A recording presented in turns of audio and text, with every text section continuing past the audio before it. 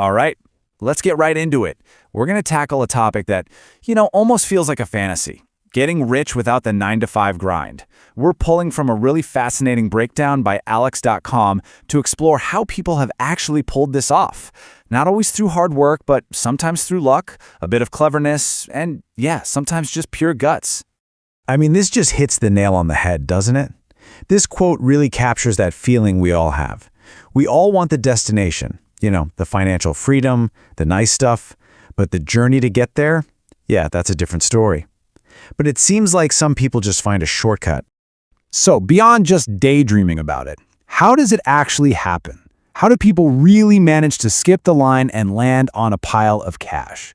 Well, that's what we're going to break down today. We're looking at the real and, honestly, sometimes kind of wild paths to wealth that don't look anything like a normal job. Okay, first up, you've got what we can call the birthright lottery. These are the ways people get rich who, really through no effort of their own, basically start the game of life on easy mode. It's all about who your family is and just pure luck. And as you can see, the paths here are pretty simple. You could be born with it, think Paris Hilton, you can marry into it, hello Salma Hayek, or you can just inherit it. And sometimes that inheritance is a total surprise. Get this, there's a true story about a guy in France who inherited a house, and when he checked it out, he found it was stuffed with 220 pounds of gold coins. Talk about a family heirloom. And if you think inheritance is small potatoes, just wrap your head around this number. That's $84 trillion with a T. That's how much wealth is projected to be passed down in the US alone by 2045. It's just a mind-boggling amount of money changing hands, making inheritance one of the biggest work-free ways to get rich ever. Okay, so moving on from just pure luck, let's talk about being clever. This next category is what we're calling the one-time hustle. This is all about making one single, brilliant move that pays you back for the rest of your life.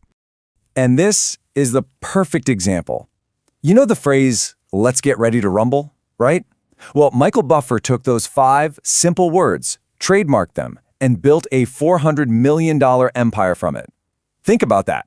He gets paid every single time you hear that in a movie, a video game, or at an event, all from one smart move. Or how about this, inventing something by completely failing? Seriously, a scientist at 3M was trying to make the world's strongest glue, and he totally bombed. He ended up with this really weak, peelable adhesive that seemed kind of useless. But then a friend of his was complaining that his bookmarks kept falling out of his choir book. Light bulb moment. They slapped that failed glue on some paper, and boom, Post-it notes. $1 billion a year product born from a total mistake. And this brings us to the magic of residuals. It's like Hollywood's version of a gift that just keeps on giving. The cast of Friends, for instance, still reportedly makes $20 million each every single year, just from reruns. And you don't even have to be the main star. The actor who played the warden in The Shawshank Redemption, he still makes 6 figures a year from that one role decades later. All right, let's shift gears a little bit. Now we're wading into some of the more, let's say, controversial territory. These are the high-risk, high-reward strategies. This is where fortune favors not just the bold, but sometimes the litigious. So, you've got 2 kinds of gambles here. On one side, there's winning the lottery. It's a total long shot with insane odds. They call it a tax on people who are bad at math for a reason. But on the other side, you have a more strategic gamble, a lawsuit. You've probably heard of the famous McDonald's hot coffee case. Well, that ended in a settlement of almost $3 million. And other high-stakes scenarios are still out there. I mean, people literally still find buried treasure. Or they stumble upon an old crypto wallet on a dusty hard drive, like Eric Finman, who got a gift of 403 Bitcoin as a teenager that's now worth a fortune. Or maybe you're just a farmer sitting on a piece of land and suddenly a massive company like Disney wants it. Just like that, you're a millionaire. Okay, now for a super modern approach, when you become the product.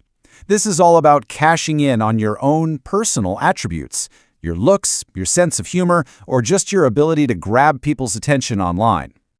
So how does that work? Well, just being physically attractive can give you an edge. It's a real thing called the halo effect, where we just assume good-looking people are better at things, and studies show it can lead to them earning up to 11% more. Or you could be funny. Turns out the class clown often ends up making more money than the class president. And of course, there's going viral. Instant fame, six-figure brand deals, but you gotta be careful. That kind of fame can disappear just as fast as it comes.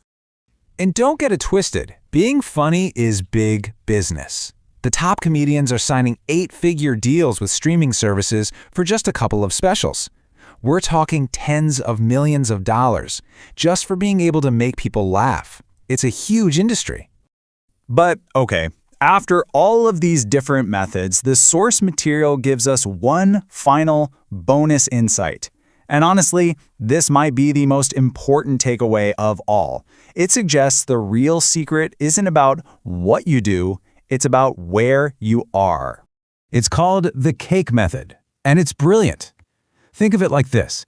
You can spend years learning to bake a cake, buying all the ingredients, putting in all the work, or you can just show up to the party where someone else is serving cake. You did zero work, but you still get a slice. The whole point is just being where money is already moving. And that's really the bottom line here. Proximity to wealth is the ultimate hack. Just being near the people, the industries, and the places where big money is flowing and deals are getting made, that gives you opportunities that just working hard in the wrong place never ever will. It's all about positioning. So that leaves us with a final, really powerful question to think about. Maybe we should all spend a little less time asking ourselves, am I working hard enough? And a little more time asking, am I even in the right room? Definitely something to chew on.